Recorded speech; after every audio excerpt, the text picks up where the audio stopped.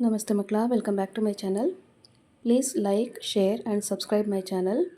ಮಕ್ಕಳ, ಇವತ್ತು ನಾವು 1ನೇ ತರಗತಿಯ ಪರಿಸರ ಅಧ್ಯಯನದಲ್ಲಿ ಅಧ್ಯಾಯ 3 ನೀರು ಬೇಕು ನೀರು ಈ ಒಂದು ಅಧ್ಯಾಯಕ್ಕೆ ಸಂಬಂಧಪಟ್ಟಂತಹ ಪ್ರಶ್ನೋತ್ತರಗಳನ್ನ ಈಗ ನೋಡ್ತಾ ಹೋಗೋಣ. ಫಸ್ಟ್ ಹೆಡಿಂಗ್ ನೋಡಿ, ಬಿಟ್ಟ ಸ್ಥಳವನ್ನು ತುಂಬಿರಿ.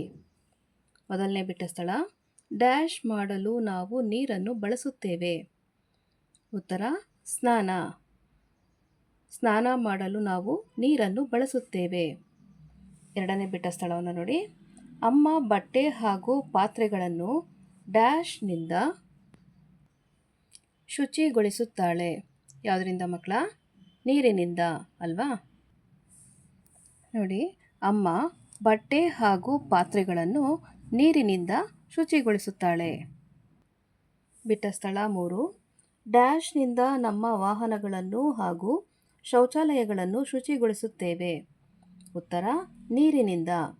ನೀರಿನಿಂದ ನಮ್ಮ ವಾಹನಗಳನ್ನು ಹಾಗೂ ಶೌಚಾಲಯಗಳನ್ನು ಶುಚಿಗೊಳಿಸುತ್ತೇವೆ. ನಾಲ್ಕನೇ ಬಿಟ್ಟ ಸ್ಥಳ, ಬೇಸಿಗೆಯಲ್ಲಿ ಕೆರೆಗಳಲ್ಲಿನ ಡ್ಯಾಶ್ ಬತ್ತಿ ಹೋಗುತ್ತದೆ. ಉತ್ತರ ನೀರು. ಬೇಸಿಗೆಯಲ್ಲಿ ಕೆರೆಗಳಲ್ಲಿನ ನೀರು ಬತ್ತಿ ಹೋಗುತ್ತದೆ. ಐದನೇ ಬಿಟ್ಟ ಸ್ಥಳ, ರೈತ ತನ್ನ ಹೊಲ ಗದ್ದೆಗಳಿಗೆ ಡ್ಯಾಶ್ ಹಾಯಿಸುತ್ತಾನೆ. ಉತ್ತರ ನೀರನ್ನು. ರೈತ ತನ್ನ ಹೊಲ ಗದ್ದೆಗಳಿಗೆ ನೀರನ್ನು ಹಾಯಿಸುತ್ತಾನೆ. ನೆಕ್ಸ್ಟ್ ಹೆಡಿಂಗ್ ನೋಡಿ ಮಕ್ಕಳ, ಕೆಳಗಿನ ಪ್ರಶ್ನೆಗಳಿಗೆ ಉತ್ತರಿಸಿರಿ. ಪ್ರಶ್ನೆ 1, ನೀರಿನ ಮೂಲಗಳನ್ನು ತಿಳಿಸಿ. ಉತ್ತರ ನೀರಿನ ಮೂಲಗಳೆಂದರೆ ಕೆರೆ, ಬಾವಿ, ನದಿ ಮುಂತಾದವುಗಳು. ಪ್ರಶ್ನೆ 2, ನೀರಿನ ಉಪಯೋಗಗಳನ್ನು ತಿಳಿಸಿ.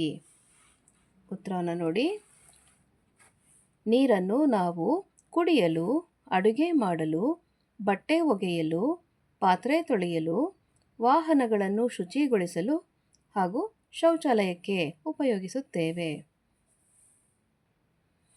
ಮಕ್ಕಳ, ಇಲ್ಲಿಗೆ 1ನೇ ತರಗತಿಯ ಪರಿಸರ ಅಧ್ಯಯನದಲ್ಲಿ ನೀರು ಬೇಕು ನೀರು ಈ ಒಂದು ಅಧ್ಯಾಯಕ್ಕೆ ಸಂಬಂಧಪಟ್ಟಂತಹ ಎಲ್ಲ ಪ್ರಶ್ನೋತ್ತರಗಳು ಮುಕ್ತಾಯಗೊಂಡಿವೆ. ಮಕ್ಕಳ, ಈ ಒಂದು ವಿಡಿಯೋ ನಿಮಗೆ ಇಷ್ಟ ಆದಲ್ಲಿ ದಯವಿಟ್ಟು ನಮ್ಮ ಚಾನಲ್ನ ಲೈಕ್ ಮಾಡಿ, ಶೇರ್ ಮಾಡಿ, ಸಬ್ಸ್ಕ್ರೈಬ್ ಮಾಡಿಕೊಂಡು ನಾವು ಹಾಕುವಂಥ ಎಲ್ಲ ವಿಡಿಯೋನ ನೋಡ್ತಾ ನಮ್ಮನ್ನು ಎನ್ಕರೇಜ್ ಮಾಡ್ತಾ ಹೋಗಿ ಮಕ್ಕಳ. Thank you for watching. Bye bye.